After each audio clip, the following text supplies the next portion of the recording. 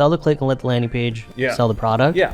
Which is what I feel like a lot of supplement companies are getting away from and not going back to the basics of just marketing. We have so many angles that we hit for Avi. That is all CRO. The messaging just has to be congruent. We need to go back to that. No, I mean, you're dead on. And again, it's like conversion. A lot of times we talk about conversion rate optimization is what happens on the site and after the click, but it's just the same concept on the click itself, right? You're trying to convert to a click. As you said, sell the click. Welcome back to another episode of Chew on CRO, where we have Ned, who is graciously spends his time to let us know what's going on in the world of CRO. And today we're going to break down what you're doing wrong with your brand when it comes to learning, analyzing, and even implementing different tests. So Ned, let's get started because we have a lot to cover here. Yeah.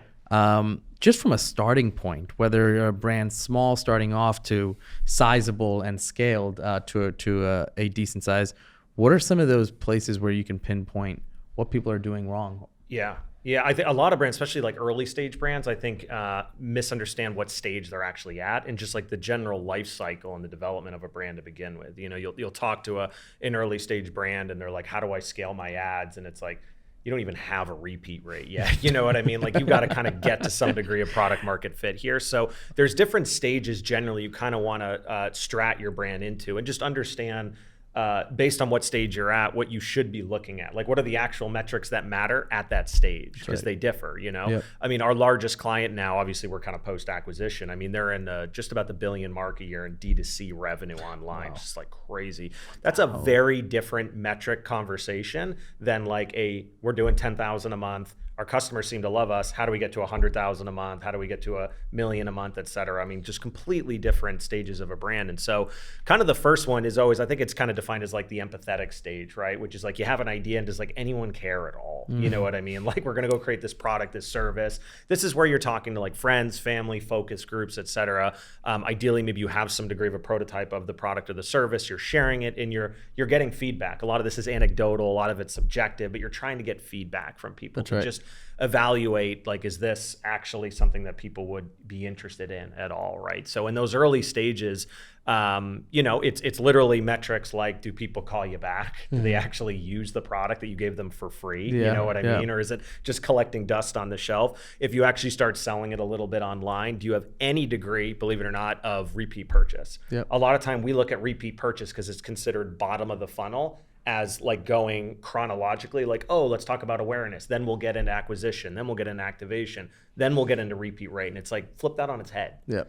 Flip it on its head, right? It's like if you've got some initial product, if you've got 100 people, whether they've had the product for free or bought it, have any of them expressed interest in getting it again? Yep. Right? And obviously this is, if you're selling grills a little bit differently, but if you're selling any sort of consumable product or that has any degree of repeat purchase behavior, I mean, that's your first metric that really matters. You want to be hyper cognizant of. Yep. A lot of brands get behind the 8 ball right out of the gates with big ad spends. And I'm going to say this very deliberately. Unfortunately, some of them raise money initially too and go spend that. So true. And now you're already like in the hole and and you will forever be playing catch up. It's like the infinite J curve. You can never quite get the, acceleration to break out of that deficit that you're just constantly in. So a lot of brands kind of jump the gun and get right into like scalability and, well, we got to prove that this is actually having viable long-term commercial grade user interest. And it's like, just first, let's see if anyone cares and anyone wants to continuously buy the product, right? So that's kind of the initial stages. Obviously, things like conversion rate are really important because that's telling you how well are you actually explaining the value prop of it, right? And so that's another one is just the first purchase conversion rate, which obviously we talk a ton about and focus on, but that's a big one because that's your scaled sales pitch. So if I could stand in front of you and 100 other people and pitch you on this product or this service, that my conversion rate is a function of, am I talking to the right crowd? What am I actually saying? Am I hitting on a right problem solution path? Et cetera. And so your website or your mobile application or your landing page or whatever it is, your video that you have out there, does it actually properly explain that problem solution path? So that's kind of your initial, right? Once you start getting beyond that and brands actually start getting some repeat and like their email program is a good, I'd say kind of like, basically KPI to this, because your email program is going to be the primary medium that's going to be driving a lot of that repeat purchase behavior, is going to be a good proxy basically to kind of product market fit and loyalty. So as that's kind of scaling, now you start getting into customer acquisition costs. Now you start getting into organic viral coefficiency, right? Starting to understand like what's share rates on more organic platforms. And again, CAC to, at this point, you can start to do CAC to LTV ratios and things like that to say like, we have a product, people said they liked it, they proved they like it because they bought it, and they repeat purchase to some degree. Now let's see, is this just like a hyper segmented group, or is this a representation of a larger TAM, total addressable market, right? And based on that, now you start using the mediums available to us today, such as Meta and TikTok and the different ad in Google search and what have you, to get it out there, et cetera. Once you've kind of gotten to a point, of scalability, now you're becoming more of like a known brand. This is like Avi's stage. Now you're trying to get into longer term, bigger swings, which is getting into like multi-purchase customer lifetime analysis using cohorts, right? So to understand of our customers who bought 6, 7, 8, 9, 10 times the super users, what are the defining demographic characteristics of those individuals, which is really hard to measure when you're dealing with hundreds or thousands of consumers. But when you start dealing with tens of thousands, hundreds of thousands of consumers, now you start to unlock a lot more of that data. So you start getting into bigger metric questions. And then, of course, once you get to your biggest division, now you're starting to getting into like representation with capsule collections. The so-and-so celebrity has a line within Obvi as an example, classic stuff that you see. This is where you're getting into broad, larger scale partnerships. And so kind of the thing that, and the whole point of this is like where you're at in your brand, you got to determine like what's the metric that matters for you right now. In most of the brands out there, just by the sheer nature of how kind of the ecosystem exists, you have a lot more smaller brands and you do have really bigger ones. They're going to live in that like loyalty and conversion location, right? Just to understand like, is your message structure actually working? And are you seeing people repeat purchase at all? And that's a big one. Don't get fooled just because you have a good first purchase unit economic or a good first purchase conversion rate. If you're not getting the repeat rate, I mean, it's going to be pretty hard to scale that long term. You have to continuously raise money, it's just going to be really difficult. So, I had a mentor pass call, I think it was yesterday. Brand hit me up, said, how do I go from spending 1K a day to 2 to 5 to 10, right? And so the first thing we looked at was, one, the product, okay? Product, I think, is so crucial to understand where where in the life cycle of this product is in a general market. So what I'm trying to say is, for us, when we started Avi in 2019, collagen was somewhat new, somewhat up and coming. I would say like out of 100 people, 50% knew what it was, 50% didn't, right? So the messaging had to be educational. It had to be, you had to teach what collagen was before you could sell it, right? So this product that this guy was talking to me about, NAD, okay? Yeah. Now NAD, I mean, personally, like I just barely know what it is. I didn't know that like our body produced it. Yeah. And so that's why you need a supplement to supplement NAD, right? And that was the first thing I told him. I said, take collagen back in 2019, NAD now, you're in the same position where you can't just expect people to know what the product is. And so what I'm getting at is the entire landing page, the entire product page, everything was assuming that you knew what NAD was, right? Yeah. And great unit economics, everything was in play for this to be a grand slam, but the conversion rate on the website was like less than 1%. Yeah. And to what your point is that are you talking to the right person with the right messaging? Do people understand what this is, right? Yeah. And so I was like, listen, if you want to go from 1K a day to 2K a day and spend, you have to literally double your conversion rate. Yeah. And so the best thing I said was, listen, you're sending to a product page, which in my opinion, supplements have a hard time selling unless you're doing a long form educational page. So I was like, scratch this, let's go, long form sales page. But the first thing that somebody should see is, what the hell is NAD? Yeah. And why is it important to supplement? Yeah. And just by adding that messaging, you can easily start swaying people like, okay, well, now I understand why I need it. Yeah. Then start talking about benefits, get into the offer, et cetera, et cetera. So literally doubling conversion rate is your pathway to doubling ad spend, tripling ad spend, et cetera, Yeah, et cetera. that's and so now it's like, well, so how do you double that conversion rate? And by the way, the NAD is awesome. So I've been using NAD for a couple of years now. So yeah, I can so is attest Ankit. it. Yeah, he It's loves legit. it. It's really great. See, I had no idea. It's super impressive stuff. And so so let's go back. Let's take a page back to like the 1970s and 80s, right? This is pre like getting onto the web and getting into like media modeling and this Right. and that. And so now it's okay. How do you sell? Well, there's a classic, basically style, which is problem-Agitate-Solve, Yep. which is state the problem. In this case, you have diminishing energy. Right. And as you age, you're going to notice it's harder to get up in the morning. It's harder to run around with the kids in the afternoon. It's harder to recover from the gym, whatever. Right. And because of that, life's not going to be as fun. Sunny days are going to be more cloudy to you. You're just generally not going to be in as good mood. So you kind of like agitate, Yeah. And like the classic of this is like those, remember those infomercials with like the Tupperware, Yeah. where someone would go to like put the Tupperware and like this thing would all explode. fall. and Yeah, their the thing kitchen would falls, fall. Just this dramatic, but that's a classic problem-Agitate-Solve, which is you take this issue you're dealing with and then they really dramatize it, right? They kind of pour salt on the wound, so to speak, and then you solve it.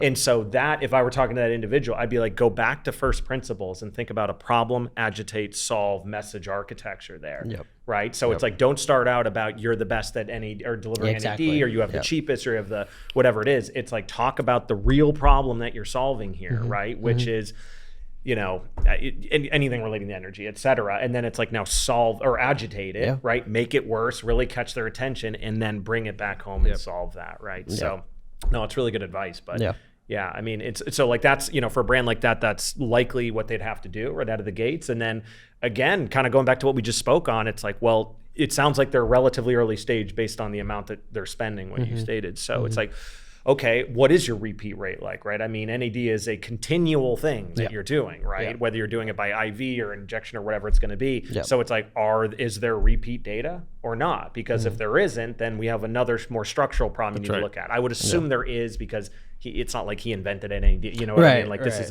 a wider known concept, but then it starts getting into exactly like you said, the first purchase conversion rate data, right? And so, I would also tell that individual to start getting into heavy qualitative analysis too. Pick up the phone and call your customers and be like, had you not buy, what is the reason you wouldn't have? And see if you can find any patterns there, right? And they were like, the price was just high, man. I did it because I really want it, but that price was high, right? Or they might say, frankly, I just came to your site to fulfill the order. I couldn't really find much education there. I got it from, I read this article or whatever. It's like, okay, there's some dead giveaways right there. So that makes sense. No, totally. I mean, post-purchase surveys, easy way to do that if you don't feel like hopping on the phone. But to your point, it was one of those things where his ads as well, right? On the ad standpoint as well, it's like you're leading with NAD, right? People still are unclear about it. It's changing that messaging of premium NAD to struggling with low energy rates, right? And it's like you sell the click and let the landing page sell the product, which is what I feel like a lot of supplement companies are getting away from and not going back to the basics of just marketing. Right. Problem-Agitate-Solve. Yes, Exactly. exactly. Yes. Yeah. And that is all CRO. It's how do you one, put out the messaging, the right messaging to get the right person who's dealing with that problem, then getting them to a page where it's like, okay, let me maintain that messaging across from ad to landing page, congruency, and then sell them on the product. And then those are the things that, like, even for us right now, it's like we have so many angles that we hit for Avi. And in the past, we used to be like, have a landing page for hair, we have a landing page for skin, this and that. We kind of moved away from that. But like now that when I'm talking it through, it's like, we need to go back to that. The messaging just has to be congruent. Yeah. No, I mean, you're dead on. And again, it's like conversion. A lot of times we talk about conversion rate optimization is what happens on the site and after the click, but it's just the same concept on the click itself, right? You're trying to convert to a click. As you said, sell the click. You mentioned one thing, by the way, I just want to kind of digress for a second because you mentioned post-purchase surveys. You got to be a little careful with those though, because they can be extremely misleading. As an example, I just audited a brand recently and I was going through it and they were a skincare brand and we were evaluating them up against, we've got a bunch of them within Power, right? So we kind of evaluate up against it, and they were definitely on the actual higher end, or I'm sorry, on on the lower end of the affordability matrix, right? So when we looked at the actual scale there as to where their price point came in at, they pushed back on me hard because they said, well, this doesn't make sense because we've done all these post-purchase surveys and price is the biggest concern, but you're telling us we're actually affordable. And so then I went and looked at the survey. The question they asked, they were like, where do you want to spend on skincare? And it's a male skincare brand. And the options were like sub 20, 20 to 100, and like 100 or whatever. And everyone was like, I don't know, sub 20, I get. It's like, we don't think like it's like that. obviously I want to. Yeah, you're almost like leading the witness in that way, Yeah, right? yeah, And so they got a lot, and then they took that and made the assumption that they were an expensive brand. Yeah. And it's like, that doesn't mean you're an expensive brand. You are. It's like real estate. You are worth what someone's willing to pay based on what you put forth in the evaluation of the market. So in this case, if you state that this is the best skincare based on these ingredients with this effectiveness, you might be able to sell for 5 times that amount, right? So it's all about the positioning of the brand too. And so that was just an example because you mentioned it where like it can be a landmine. And I know we're going to talk today about some other landmines and such. So, well, how would you change that question then to get a little bit better data points? My thing is I would ask something a little bit more open-ended to be like, if there was one reason you wouldn't have purchased today, what would it have been? Yeah. That's right? what we do. Yeah. As an and example. still people say price. Yeah. And they might. And like and that's always going to be a thing because there's a cost benefit analysis, right? Where there always is. But, there's also elements there where some people will say price, et cetera. I mean, as an example, that's one of the biggest concerns with Apple too. Yet there's lines every day or every time they release a new product, there's lines out the door. So it's also everything now is expensive anyways. Yeah, right? So it's like, anywhere you look at. Prices right? just in inflationary general. environment. Like I'm not going to order Chipotle every day. Yeah. Because it's just so expensive now. Yeah. So, I mean, there are a bunch of things that the brands run into, right, with landmines. And so one thing I do want to kind of go into today is because I have a little presentation here as to some classic things that I'm seeing, right? And I saw this in the beginning of our career. I see this now more than ever. But just kind of getting into it, the first thing, and we're going to kind of share up on the screen here, is getting into understanding type 1 versus type 2 errors. So let's go back to stats class, right? So this is classic issues when it comes to data analysis. So to understand the difference between like type 1 and type 2 error rates, you got to understand the types of hypotheses that we present. So as an example, you have Obby and you have a landing page and you have a hero banner on that landing page, right? So I come to the table as the CRO guy here and I'm like, I have a hypothesis that we should change the hero banner to talk more about the benefits for weight loss and less about skin and nails or whatever it is. And therefore, I think we're going to get better click-through activation rate, better add to cart rates, better conversion rate, da-da-da-da-da. And then you say, I don't really think that's what's going to happen. We found that more people resonate with the skin and nails, et cetera. You're the null hypothesis. I'm the alternative, right? You're the null because it's what's existing on the site. I'm the alternative. Pretty straightforward, right? So what happens is when you start getting into, and this happens all the time, a type 1 error would be if we miscalculate the experiment and inaccurately determine that the alternative won when it really didn't. That's a type 1 error. A type 2 error, which you see way more often, is we incorrectly shut the test down early and determine the null one and the alternative didn't. That's a classic type 2 error. The reason I emphasize that is I see that with brands more than anything because incrementality is not linear. Incrementality will usually follow this interesting oscillation in the beginning. As an example, here's classic. You launch a test right out of the gates, wild differences. And you'll get a call from the CEO and be like, we should shut this down right now. It looks like the B is getting smoked by the A. Give it time. And then what happens? After a day, after 2 days, you start to see them normalize. Then maybe they separate again, then you start to see them normalize again. And when you get to the classic statistical significance and start to get into confidence intervals, now you start to see things make a bit more sense and you start to see the real true readout, right? So that type 2 error is the classic one where it's on its way to proving a lift in that example, the banner talking about, like the weight loss you mentioned versus the skin and nail. But you shut the test down too early because you're measuring data based on individual daily looks versus actual aggregate run, right? And you shut it down too early. I feel like, and I've seen it and hear about it all the time, like there seems to be this like generalized baseline people use, like, okay, well, how many visitors did you send, right? And it's like 5,000 or 10,000, right? Under like this test too, technically each company, I guess, should be almost different in what their baseline should be, or what's the best way to avoid kind of type 2 when what's been put out in the market is this general like, Yeah. oh, statistical significance is correlated to this 5,000 or 10,000 page view number. Yeah, well, the first thing is to look at is Session number, where sorry. in the funnel is it? So let's use that example. Let's assume it's not just the landing page, it's actually the home page, right? Well, a lot of people will be like, well, the average revenue per user and the conversion rate. And it's like, that's a metric like 6 steps down the funnel. The real metric we're talking about here is what? The intra-funnel rate from homepage landing to shopping experience. That's the real metric that you're looking at. And then a lot of times they'll be like, well, but you don't want to have a situation where like you'll win on the homepage rate, but only at the expense and the loss. True, but like, is that legitimately what's going to happen in only 5 days of running a test, as an example? You've got to give that time. So more often than not, what brands do is they look at these big, bold metrics to be like, did ARPU go up or not? And it's like, well, is that really the initial metric that would go left or right based on how the user interacts with the hero banner? And the answer is no. Right. Of course not. That's just the only thing you care about at that step of the funnel is just getting someone into a shopping experience, right? That's what matters most.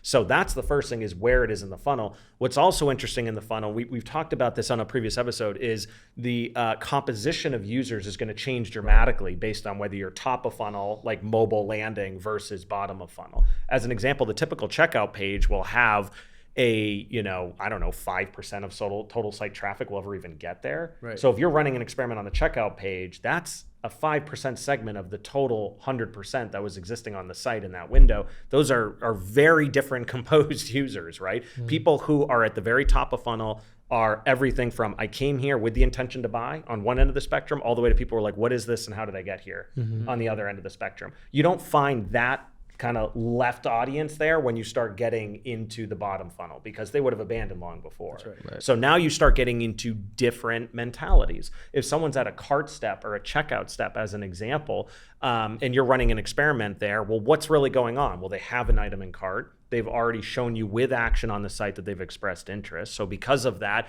what are the things that we're really trying to measure, right? Where we're trying to reduce abandonment rate, kind of get cold feet, they get scared away, et cetera. That's very different than the top of funnel, where we're just trying to get them into the message market fit to begin with. Going back to the NAD company example, right? Which is like really all you care about in the first one is how many people just click in to learn more about the product. That's all that matters. So you got to use that. And then based on that, you have to open or close the aperture on how many sessions and how much time you want to let run through. Right. So if you're going to do top of funnel, it's probably going to take quite a bit longer, as an example, right? Or I should say it this way, you're going to need more sessions to get the same result than maybe you would on like a checkout page. Because a checkout page really, I mean, you're coming down to the home stretch there, right? I mean, there's only so much you can say and do. So the variables are a lot less. There's a lot less exogenous noise too that's going on at that step. Like there was one example where we ran an offer test, right? Our first initial offer was small discount, free gifts, right? The second offer was removing the free gifts and increasing the discount, right? The second offer required us to spend or have a lower break-even point than the other one. So for example, I needed to get a 2-to-1 return on my ads for offer 1. I only needed a 1.5 for the offer 2. Okay. Just on the unit economics. On the unit economics, right? Value-wise, offer 1 is way better. Okay. Offer 2 is not as appealing. But like I said, break-even point is a little less. And when you say value, meaning to the consumer? Perceived value, yes. Okay. Right? You get a discount, you get free gifts. Second offer, only discount. Okay. Now, when you run this test and you see the results, immediately you're going to see offer 2 perform less. Okay. Because it doesn't have a high perceived value. Right. But for some people will be like, you know what, I'm going to cut this because it's immediately just terrible and it's not going to work, right? When you actually look at the difference between the new visitors versus returning visitors, the returning visitors is a lot lower. Like conversion rate for returning users is a lot lower because these people have seen the original offer. They're no longer seeing it. They're comparing it. They're like, why do I even get this anymore? Why would I get this anymore, right? So that is pulling down the average way more. So the total results for this test look like shit. But then when you go and compare it to just new visitors entirely, and that conversion rate stays the same, option 2 is actually the better answer.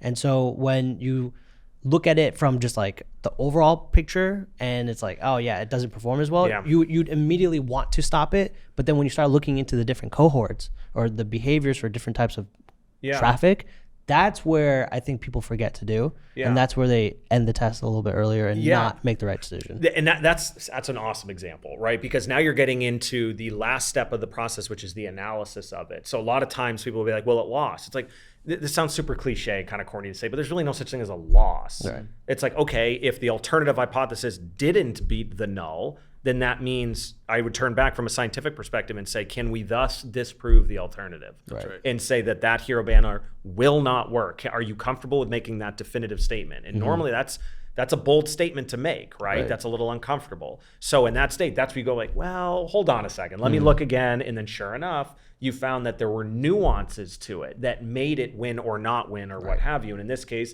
and that's a perfectly explainable counter hypothesis to the result, which is, well, now I have a new alternative hypothesis that this offer will do better when in the eyes of the net new user, because if they're able to compare it to the legacy offers, it's not as effective. Right. And it's like, okay, that's a great hypothesis. Let's go test that. So now again, you start getting into this cyclical style of measurement, and then that's where incrementality starts to really show in the benefit, right? As you start to see the lifts from that. Right. And most importantly, and again, it sounds a little cliche to say, you're learning so much, right? So now when you go to the marketplace and you're talking to the retailers of the world or the different distributors or the affiliates or the marketing team or whomever, partners, whatever it is, you know so much about how your consumer reacts that it's like you're real. I mean, you're a real brand owner, you know, you really get it, not just your product, but you get the psyche of your consumer. So, you know, there's tons of ancillary benefits that come with it. That's a really good call. I think one just outlining highlight on this is like for the typical founder operator in that seat that is also very tied to just using platforms, whether you're using an Intelligent or Shoplift, etc. I think a lot of what you guys just talked about kind of is screaming at the top of the mountain saying, hey, don't just look at the dashboard. Dig a little bit deeper. Because the dashboards also are a little bit at fault here because they're using whatever machine learning to say, okay, it hit this is your winner. Right. And you're so accustomed to saying, okay, this is done for me. And I think what you're really trying to say is there is no such thing as done for you. You need to figure this out on your own, even if something is pointing towards a certain direction. Correct. Right. And that's and we talked about this on another episode, which is you've got to get really deep into segmenting. Yep. Right. And so you've got to, I think we had talked about using like with a scalpel as an example, right? So you've got to really understand how to do that. In the intelligence of the world, a lot of these tools, they have that. So you've got to get knowledgeable or hire somebody or an agency that knows how to do that to answer those harder questions. It's meant to be this fun exploratory process, right? Where you can turn over rocks and uncover interesting things and put some audacious hypotheses out there. And I say this to my clients all the time. You've got to look at this program as not you're testing A versus B. I know that's literally what you're doing, but you're testing an alternative hypothesis versus a null.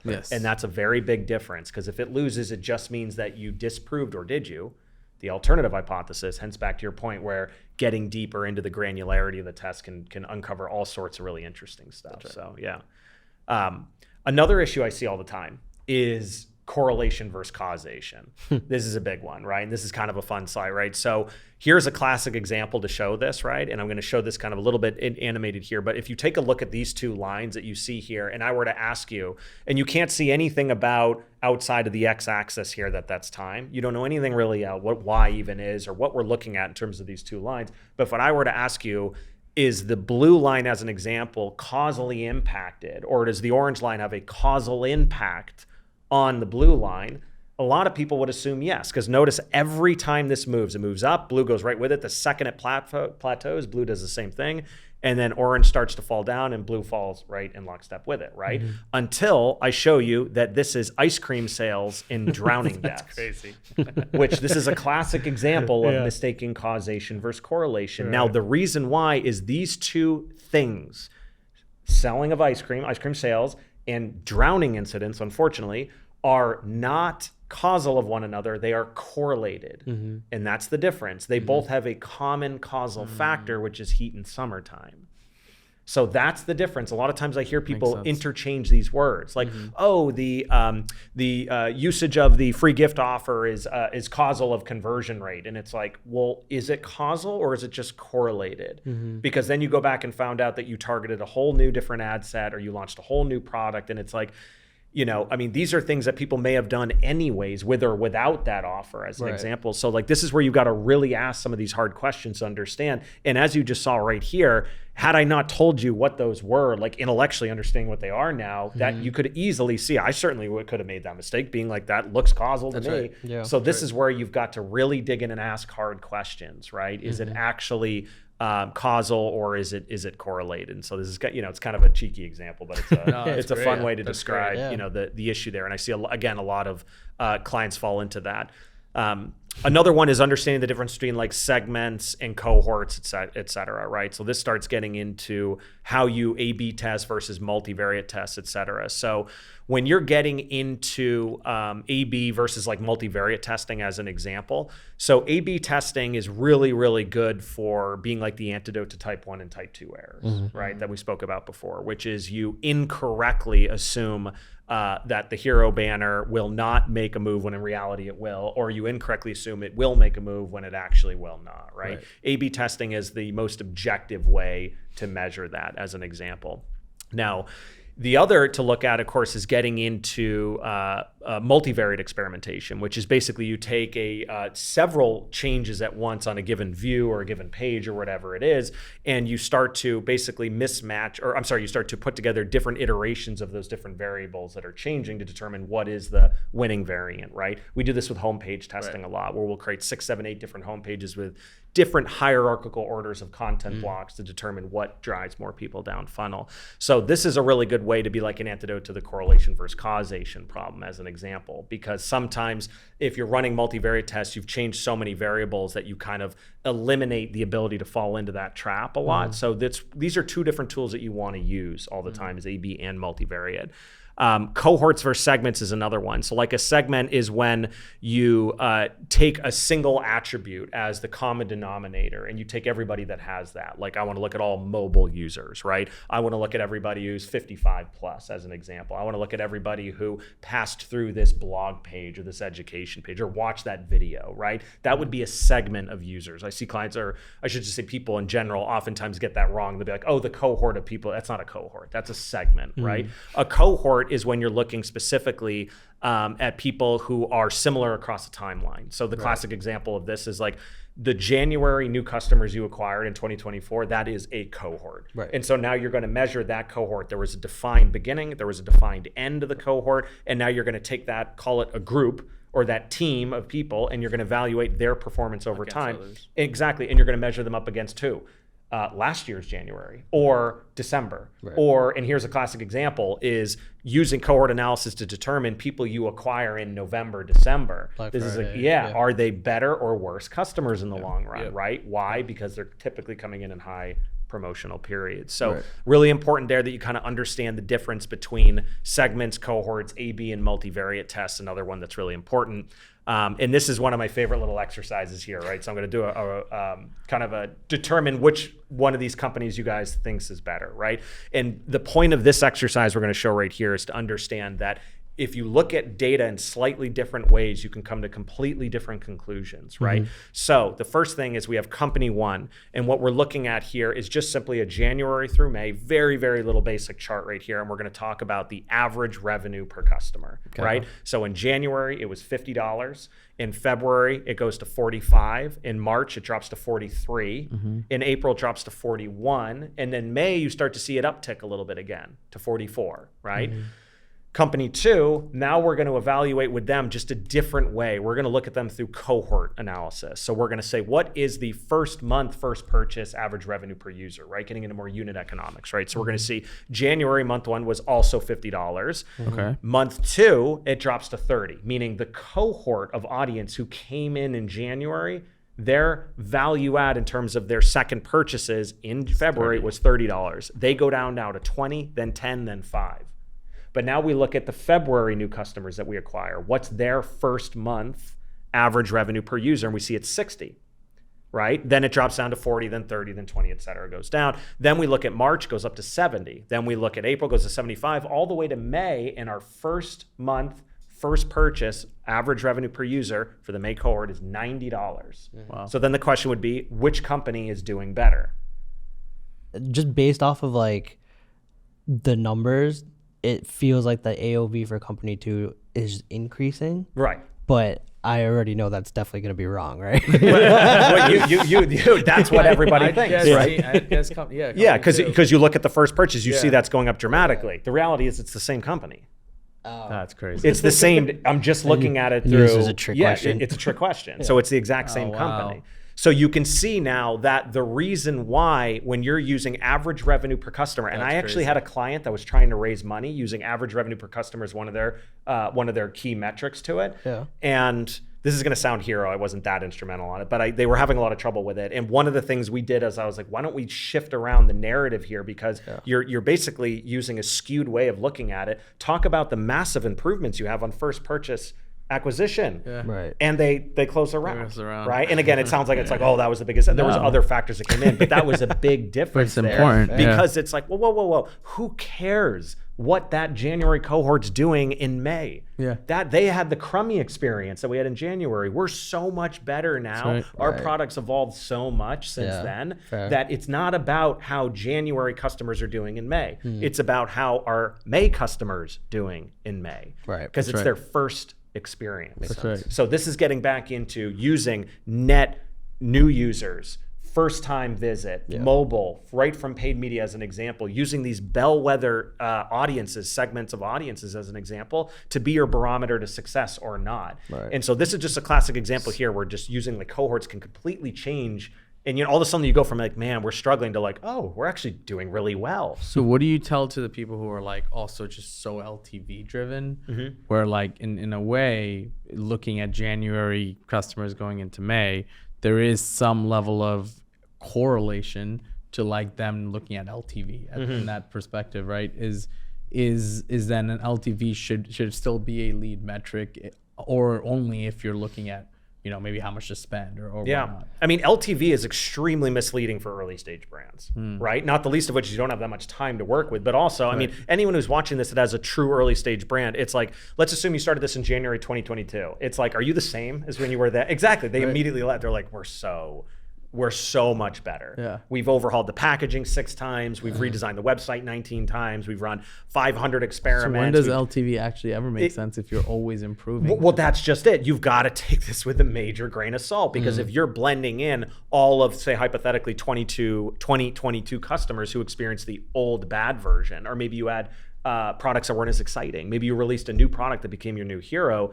That's going to muddy the data because the poor performance of that old cohort is going to drag down the good, solid performance of the new cohorts, right? So it's not that any one of these things is right or wrong. They're different tools and lenses that you can look at your company and your growth through. And so when you do this, you start to basically find that you probably have a lot more bright spots than may meet the eye, right? And it starts to become a lot more encouraging to it. And then you can start to focus your time and attention on other metrics that matter there too. But I mean, LTV, don't get me wrong, is really critical, but usually in like business school case studies, we talk about LTV, we're looking at like decades old brands, right? That oftentimes are moving at kind of a snail's pace. So when you look at a 24-month LTV, it really is representative, honestly, of their willingness to come back and buy. Maybe you launched an email program in the middle of that. Well, it's going to completely manipulate the data, know? And so I would still use LTV, sure. I would absolutely use your CAC to LTVs, but you've got to start looking at like CAC to LTV by cohort. You know what I mean? So but here's another benefit. Is in D2C, and you found this before, the majority of customers will make the bulk of their lifetime purchases with you in the first 90 to 180 days. That's really the vast majority of it. So what I always like to do is look at like truncated LTV, which is like looking forward at 90 or 120 days or 150 days. Yeah. What's the produced revenue of each individual cohort? And now you don't have to look back to 2022. That's right. You know what I mean? And then you can start to understand, are we growing? Are we not? Are we getting better? Are we not? Yeah.